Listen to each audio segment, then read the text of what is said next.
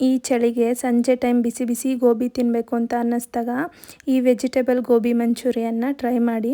ಮೊದಲಿಗೆ ಒಂದು mixing bowl ತಗೊಂಡು ಚಾಪರ್ ಸಹಾಯದಿಂದ ಸಣ್ಣಗೆ ಚಾಪ್ ಮಾಡ್ಕೊಂಡಿರೋ ಎಲೆಕೋಸು, ಕ್ಯಾರೆಟ್ ಮತ್ತು ಬೀನ್ಸನ್ನು ಸೇರಿಸ್ಕೊಳ್ಳಿ.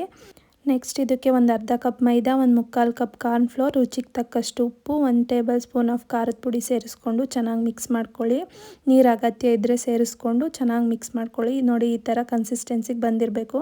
ಒಂದು 10 ನಿಮಿಷ ನೆನೆಲಿಕ್ಕೆ ಬಿಡಿ ಇದನ್ನು. ಅಷ್ಟರಲ್ಲಿ ಒಂದು ಬಾಣಲಿಲಿ ಎಣ್ಣೆ ಕಾಯ್ಲಿಕ್ಕೆ ಇಟ್ಟಿರಿ. ಎಣ್ಣೆ ಕಾದಾದ ನಂತರ ಈ ಥರ ಉಂಡೆ ಮಾಡಿಕೊಂಡು ಒಂದೊಂದೇ ಗೋಬಿನ ಎಣ್ಣೆ ಒಳಗೆ ಬಿಟ್ಕೊಳ್ಳಿ. ಒಂದು 10ರಿಂದ 15 ನಿಮಿಷ ಗ್ಯಾಸ್ನ ಹೈ ಫ್ಲೇಮಲ್ಲೇ ಇಟ್ಕೊಂಡು ಗೋಬಿನ ಎಣ್ಣೆಯಲ್ಲಿ ಫ್ರೈ ಮಾಡ್ಕೊಬೇಕು.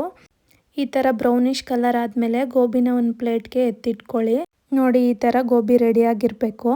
ನೆಕ್ಸ್ಟ್ ಗ್ರೇವಿ ಮಾಡಲಿಕ್ಕೆ ಒಂದು ಪ್ಯಾನ್ ತೊಗೊಂಡು ಅದಕ್ಕೆ 2 ಟೇಬಲ್ ಸ್ಪೂನ್ ಆಯಿಲ್ ಹಾಕ್ಕೊಳ್ಳಿ. ಸಣ್ಣಗೆ ಹೆಚ್ಚಿಟ್ಕೊಂಡಿರೋ ಬೆಳ್ಳುಳ್ಳಿ, ಶುಂಠಿ, 1 ಹಸಿರು ಮೆಣಸಿನ್ಕಾಯಿ, ಅರ್ಧ ಈರುಳ್ಳಿ ಸೇರಿಸ್ಕೊಂಡು ಚೆನ್ನಾಗಿ ಮಿಕ್ಸ್ ಮಾಡ್ಕೊಳ್ಳಿ.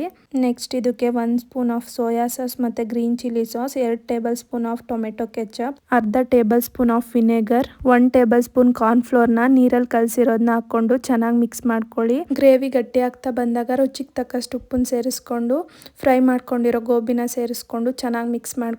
ಲಾಸ್ಟಲ್ಲಿ ಇದಕ್ಕೆ ಸಣ್ಣಗೆ ಹೆಚ್ಚಿಟ್ಕೊಂಡಿರೋ ಕೊತ್ತಂಬರಿ ಸೊಪ್ಪು ಮತ್ತು ಸ್ಪ್ರಿಂಗ್ ಆನಿಯನ್ನ ಸೇರಿಸ್ಕೊಂಡ್ರೆ ಅಷ್ಟೇ ಆಗೋಗುತ್ತೆ.